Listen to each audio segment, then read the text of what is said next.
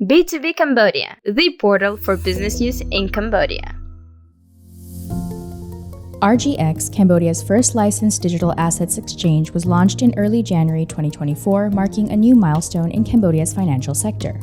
Many of the country's laws regarding cryptocurrency transactions still remain vague as of 2024, so we spoke with Thomas Shings, Senior Manager at RGX, to learn more about the exchange and to clarify its position in Cambodia's legal and regulatory framework.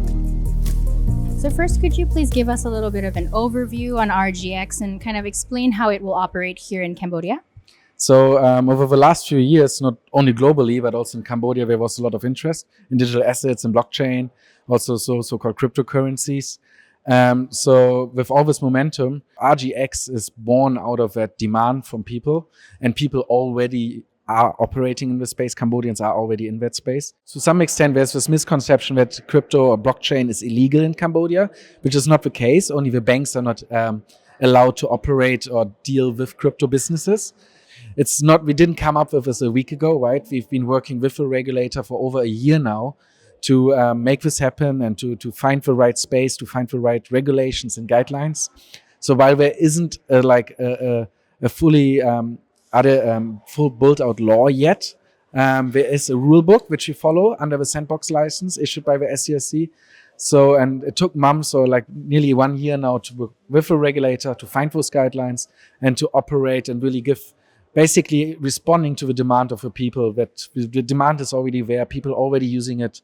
So now RGX is giving the platform to legalize and to provide a safe environment to do so. Yeah. Why did Royal Group think now was the right time to launch this platform here in Cambodia? Was it because of this regulation aspect? Like, why should users, look to the RGX rather than maybe one of the more well-known international platforms? Yes, good question. And as said, especially during COVID, people stayed home a lot more. They became more interested in the digital space. So we are thankful to the SCSC, the Security Exchange Regulator of Cambodia, which operates under the Ministry of Economy and Finance, that they created the sandbox license, which gives the opportunity and the possibility to companies to experiment with new technologies, and especially in the financial sector.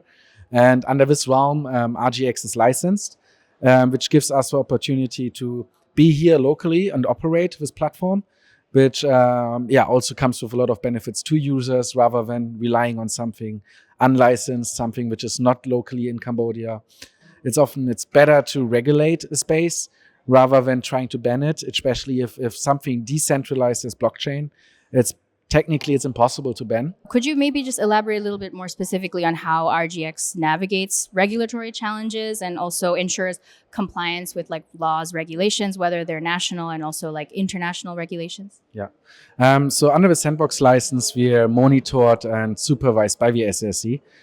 Which means we have to regularly report to them. So they monitor all the transactions, they see the volume, they dictate or they have to approve the assets which are being traded. So any user who joins RGX and opens an account has to go for KYC, which verifies their identity. Further, we also partnered with some of the biggest providers in the space, namely Chain Analysis, to do transaction monitoring. So we ensure that we thereby follow all anti-money laundering laws, and money is not being used for funding of terrorism or drug-related businesses, all those things, the darknet.